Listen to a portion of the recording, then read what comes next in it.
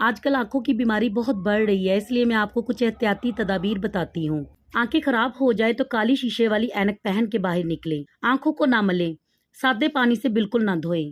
ہلدی ایک قدرتی اینٹی بائیوٹک ہے۔ ایک چائے کا چمچ ہلدی کو 2 کپ پانی میں ڈال کر اتنا ابالیں کہ پانی آدھا رہ جائے۔ اس کے مخلول کو کپڑے میں چھان لیں اور ٹھنڈا ہونے دیں۔ ڈراپر کے ساتھ آنکھوں میں ڈالیں۔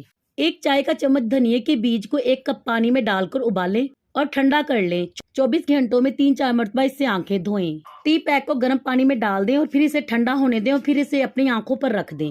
ایلو ویرا کا پتا انتہائی مفید ہے۔ اس کو کاٹ لیں اور اس کا گودا آنکھوں پر لگائیں۔ ایک آلو کو اچھی طرح باریک کاٹ لیں اور کپڑے میں ڈال لیں اور اس کپڑے کو آنکھوں پر چند منٹ لگا رہنے دیں۔ اس کے بعد نیم گرم پانی سے آنکھیں دھو لیں۔